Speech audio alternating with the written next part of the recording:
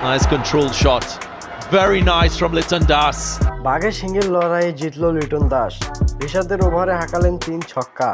দর্শক, প্রথমবার Pakistan super league খেলতে গিয়েছিলেন লিটন দাস। বাংলাদেশের ক্রিকেট বোর্ড তাকে অনুমতিও দিয়েছিল, কিন্তু একটিও ম্যাচ না খেলে দেশে ফিরতে হয়েছিল বাংলাদেশ উইকেটরক্ষক ব্যাটারকে। প্রবল উৎসাহ নিয়ে পাকিস্তান সুপার লিগ খেলতে গিয়েছিল লিটন দাস।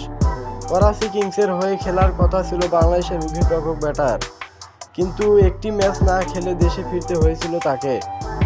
অনেকে ভেবেছিল লিটনের পিএসএল যাত্রা এখানেই শেষ, কিন্তু ভাগ্য ভালো হলে যা হয় আর কি, কেননা লিটন আবারও গেছেন পিএসএল খেলতে।